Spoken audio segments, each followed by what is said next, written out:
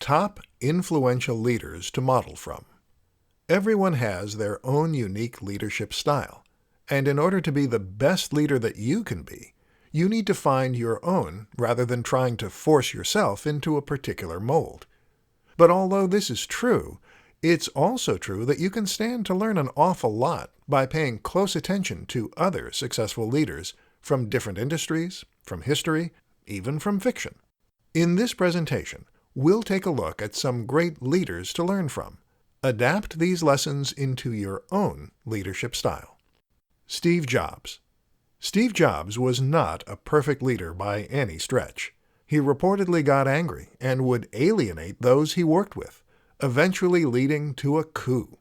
You can learn a lot of what not to do from Jobs, but there's no denying that he was also a visionary who had a clear idea of what he wanted to achieve, and who wouldn't accept anything less than perfection.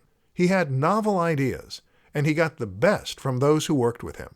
That's what you can learn from Jobs, the importance of having a vision that you really care about deeply, and not compromising on your ideals. Just recognize that people have families too, and they might care about those more. Nelson Mandela.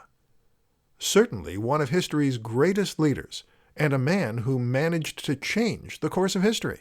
You can learn a lot from Mandela, from his near-poetic speeches to the way he was constantly improving and developing himself.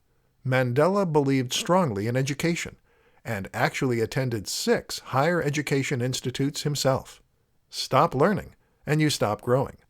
Stop growing, and you become stale. John F. Kennedy. Kennedy was a great leader, but also a controversial one. This is a common trend. He demonstrated the importance of presentation and image, but also the strength of keeping focused on the big picture. Kennedy had an unprecedented ability to think big, and was the man who gave the incredible "We choose to go to the moon" speech. Don't be afraid to aim for the stars. Winston Churchill. Perhaps a big part of Churchill's appeal was his character and his charisma. His image as the British bulldog made him familiar and likable to the British people when they needed him most, and this demonstrates how embracing your own quirks and personality can be a positive thing as a leader. Of course, his rousing speeches did a lot of good, as did his willingness to get his own hands dirty. He even spent some time on rooftops fire spotting.